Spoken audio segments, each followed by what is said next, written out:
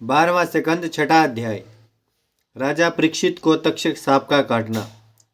सूत जी ने शौनकादिक ऋषिवरों से कहा कि जब श्रीमद् भागवत 7 दिन में सुनकर राजा परीक्षित का ज्ञान जाता रहा और परमात्मा को शरीर से अलग सब जगह वर्तमान देखने से शरीर की प्रीति छूट गई, तब उसने विधि पूर्वक सुखदेव जी की पूजा करने व चरण पर गिरने के उपरांत हाथ जोड़कर विनय किया, हे मुनिनाथ, आपने मेरा संदेह व शोक छुड़ाकर मुझे उद्धार किया।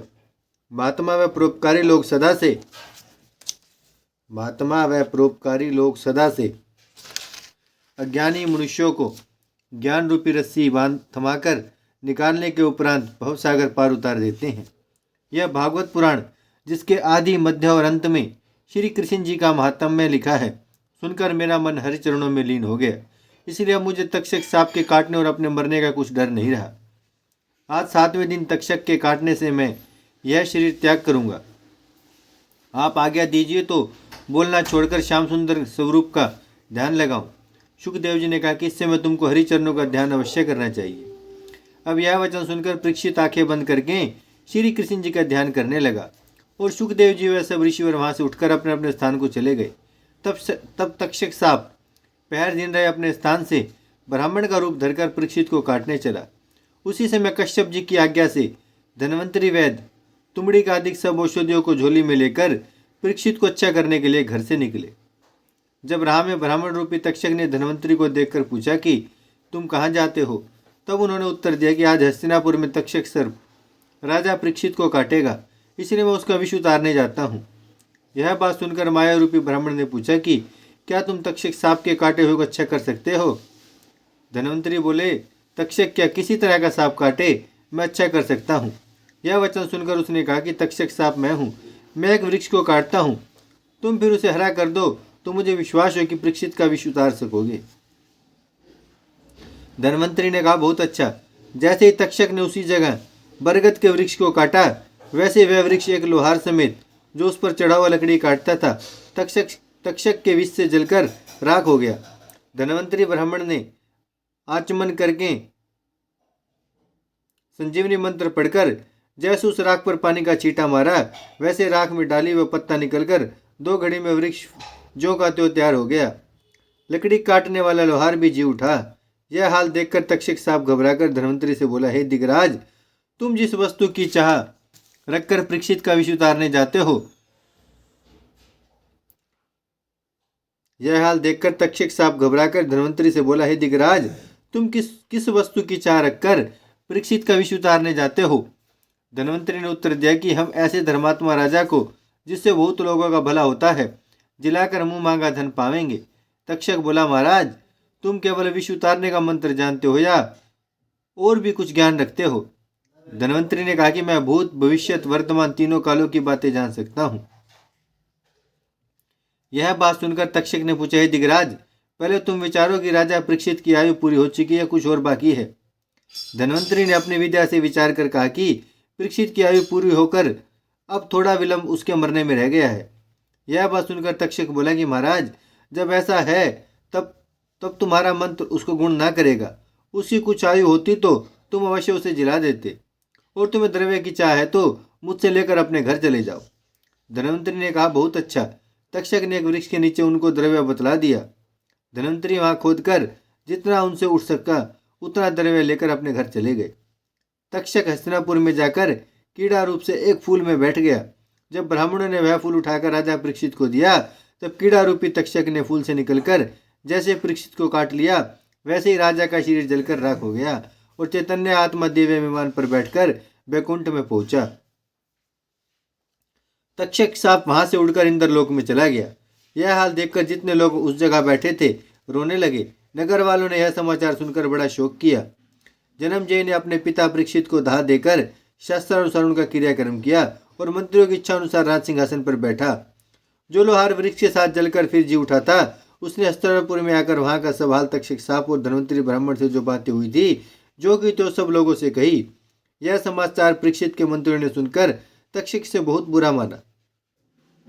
जब जन्मजय को 12 वर्ष राजगद्दी पर बैठे हो चुके, तो उसने भी मंत्रियों से तक्षक व धन्वंतरी की बातचीत काल सुनकर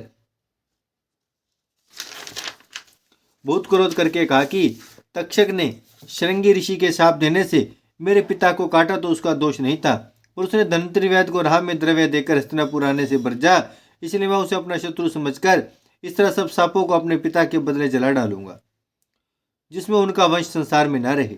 यह बात विचार कर जन्मजय ने ब्राह्मणों और ऋषिवरों को बुलाकर उसने विनय किया कि आप लोग कोई ऐसा यज्ञ कराइए जिसमें सब सांप जलकर मर जावे। ब्राह्मणों ने कहा, बहुत अच्छा। सर्पसन यज्ञ करने से सर्पसत्र यज्ञ करने से सब सांप आपसे आप आकर जल जाते हैं, वही करो। जब जन्मजय ने सारस्वत ब्राह्मण को आचार्य बनाकर वह यह करना आरंभ किया, तब मंत्र के प्रभाव से हजारों सांप दौड़े हुए वहां चले आए और आहुति देते समय अग्निकुंड में गिरने और जलने लगे। जब इसी तरह करोड़ों सर्प उस यज्ञ में जलकर मर गए और तक्षक अपने प्राण के डर से इंद्र की शरण में जा छिपा, इसलिए यज्ञशाला में नहीं पहुंचा। तब जन्मजय ने ब्राह्मण से पूछा कि महाराज, सब सांप जलकर मरे जाते हैं पर मेरा शत्रु तक्षक अभी तक क्यों नहीं आया? ब्राह्मण ने उत्तर दिया कि तक्षक सांप इंद्र की रक्षा करने से अब तक यहाँ आकर नहीं जला। यह बात सुनकर जन्मजय ने यज्ञ कराने वाले ब्राह्मणों से कहा कि महाराज, मेरे शत्रु की रक्षा करने से इंद्र भी मेरा वैरी ठहरा। क्या तुम्हारा मंत्र ऐसी समर्थन नहीं रखता कि तक्षक इंद्र समेत यहाँ आकर जल जावे? ऋषिवरों ने उत्तर दिया कि परमेश्वर की दया से मंत्र में सब समर्थ्य है, हम लोग तुम्हारे कहने से वैसा ही मंत्र पढ़ेंगे।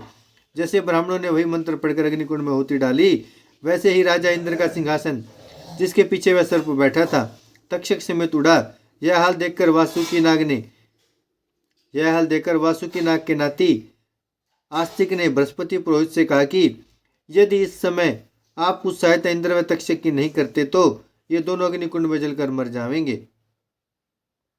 तब बृहस्पति गुरु ने आस्तिक के साथ लिए हुए यज्ञशाला में जाकर अंगीर संगोत्री ब्राह्मण यज्ञ कराने वाले से, जो उनके कुल में थे, कहा कि तुम लोग आहुति देने में थोड़ी देर लगाकर ये पूर्णाहुति की जन्मजय से दक्षिणा मांग लो, जिसमें इंद्र व तक्षक का प्राण बच जावे।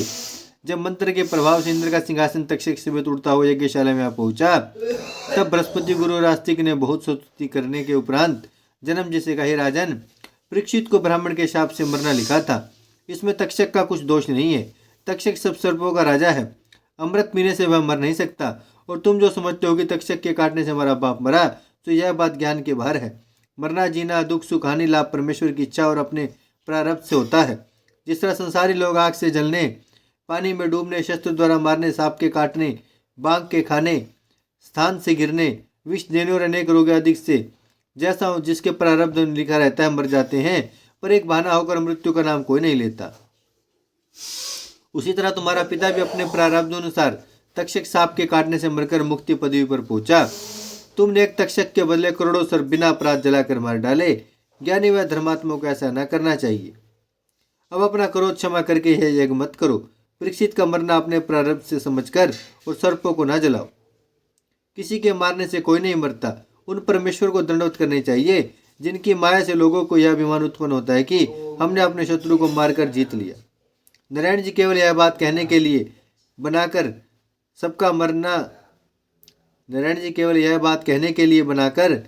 सबका मारना व जिलाना अपने अधीन रखते हैं। दूसरे किसी को यह सामर्थ्य नहीं है जो इस विषय में कुछ कर सके। जब यह बात बृहस्पति गुरु और आस्तिक नाग से सुनकर जन्मजय को ज्ञान उत्पन्न हुआ, तब उसने ब्राह्मण से कहा कि पूर्णाहुति अग्नि में मत डालो।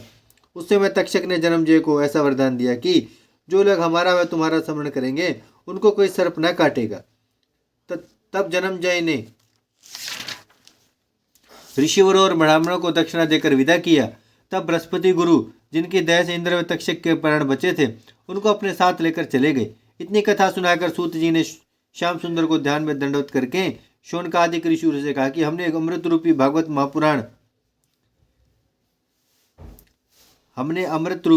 पुराण तुम लोगों को सुना दिया।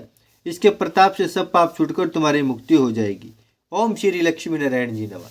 भजमन नारायण नारायण नारायण, श्रीमन नारायण नारायण नारायण, लक्ष्मी नारायण नारायण नारायण, सत्यनारायण नारायण नारायण, भजमन नारायण श्रीमन नारायण, लक्ष्मी नारायण सत्यनारायण भजमन नारायण नारायण नारायण।